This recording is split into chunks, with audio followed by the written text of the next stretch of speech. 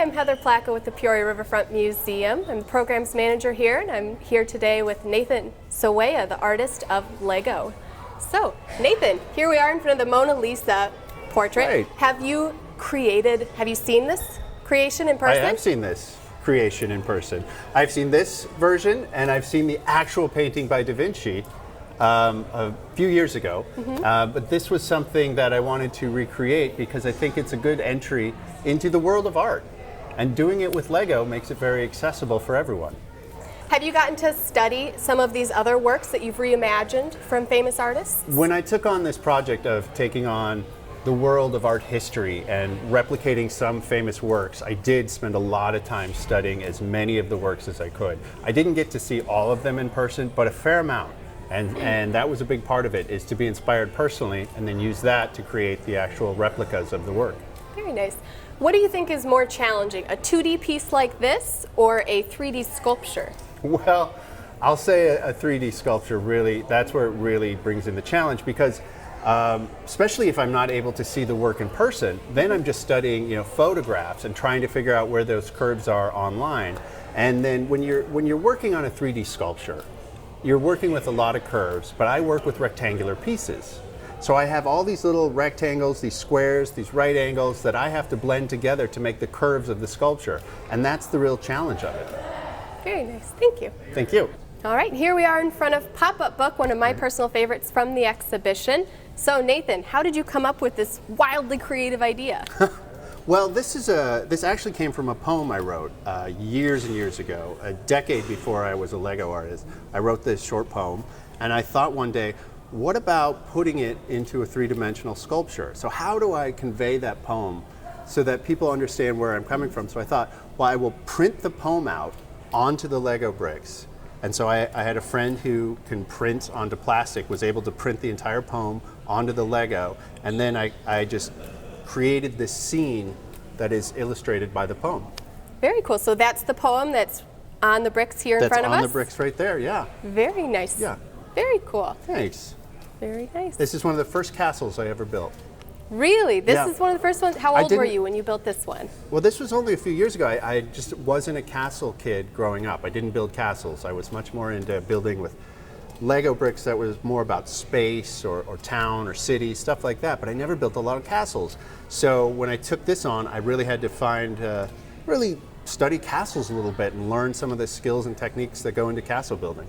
There are some amazing castle builders out there, and I wanted to see how I would do taking it on.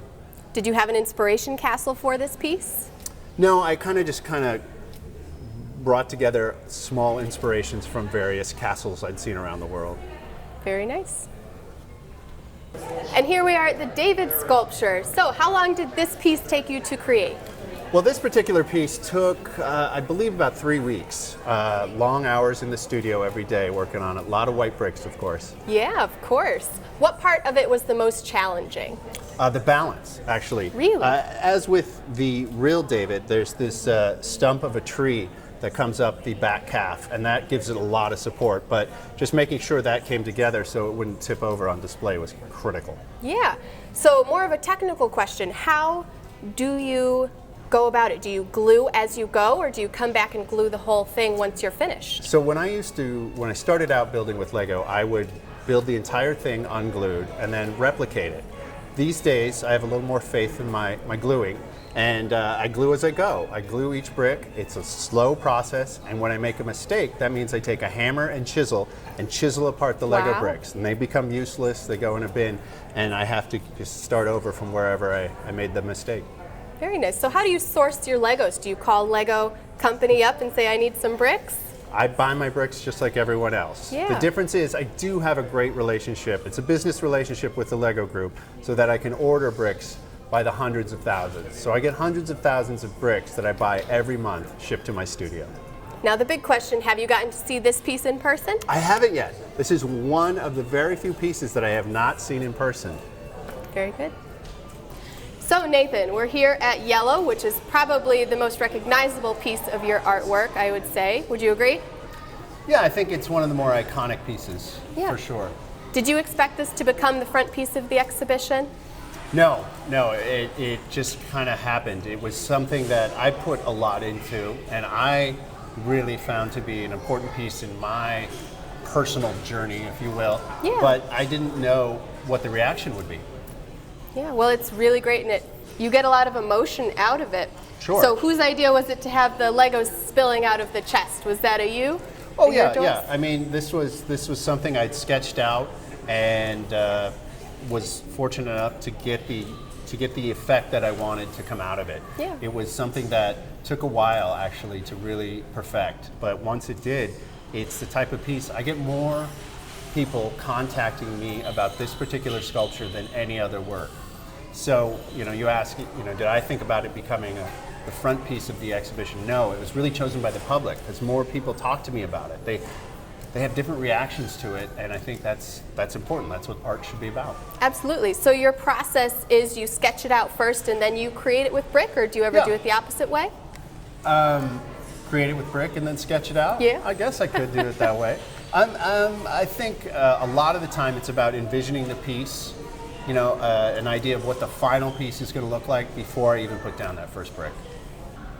I'm Matthew, and I'm here with Nathan Sawaya, and I'm here to ask you a couple questions about this gigantic dinosaur. Okay, great. Where did you get your inspiration? My inspiration. Well, for this dinosaur, it actually goes back to when I first did my first exhibition. And it was a very small exhibition, not even 24 pieces. And it was at a small museum, a small art museum. And I was amazed how many people came to the exhibit, especially lots of kids and families. And many of those kids and families would tell me, we never come to an art museum, but we came because we wanted to see your art made out of Lego. And I was really thankful that so many people came to see it. And I thought, well, I want to give back to all those kids that came to see this exhibition. What do kids love? They love dinosaurs. Mm-hmm. So I spent the next entire summer working on this dinosaur. Okay. Where did you study a dinosaur? Yeah. I had to learn about dinosaurs. And so what I did was I looked, I studied the anatomy of T-Rex skeletons. I even bought a small T-Rex skeleton. It's about this big. I still have it in my art studio so that I could study how it all comes together. Because it's interesting how it all comes together. It is an engineering challenge to make it really work. Yeah. Which part of the dinosaur did you start with while you were building? Which part did I start with? Yeah. I started with the skull right there. And my thinking was, even if I can't finish the rest of it, at least I'll have this cool skull. That was the idea. Even if nothing else works, I'll have this skull I could put on display. So I started there and really just worked my way back. Yeah. How did you support it while you were building?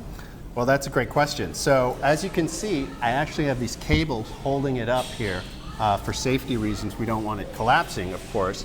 But when I was working in my studio in New York City, I didn't have this system, and I had to come up with a different system. And so I would build these huge towers of Lego all throughout underneath it to kind of support it as I was working to see how it was coming together.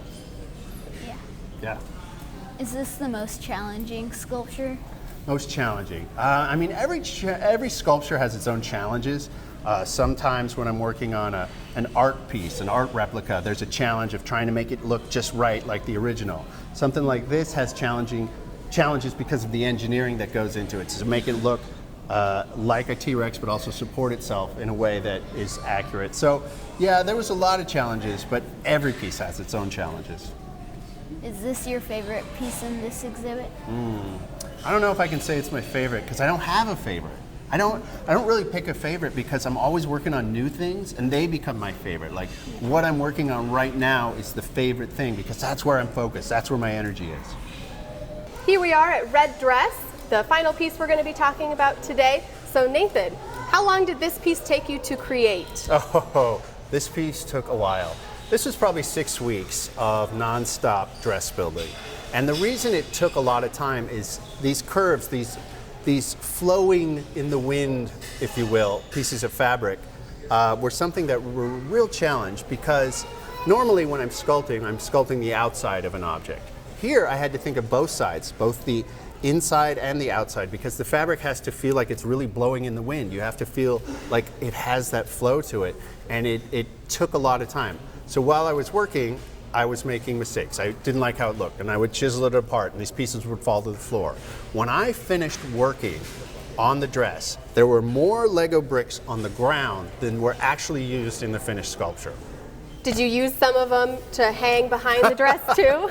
No, I wanted clean bricks back there. So, but you do get that idea that the bricks are blowing off the dress, and as you can see, there's a few loose ones we put back there to get that sense that they're in the wind.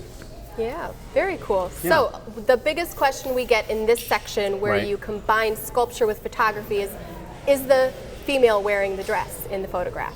Oh, our model, is she wearing Yeah. the actual dress? Well, so this is a collaboration with Dean West, who's a world-renowned photographer, and we wanted to really focus on bringing, my artwork into his photography, and to do so, we had to experiment a lot of different ways. Now, with the particular piece we're asking about, the dress, what we did is we actually sewed a fabric dress onto our model, and we put wires into the fabric to actually get the sense that it was blowing in the wind, so that we could then hold it in place, photograph it from 360 degrees, and then use that as a template for what I could use those photos to then build the dress. Very cool. So thank you so much for being here with us and talking a little bit about your artwork. Are you working on anything you can tell us about in the future? Something cool and exciting coming up for you? There is something cool and exciting coming up, but you'll just have to wait and see. All right, can't wait. Thank you so much for being here.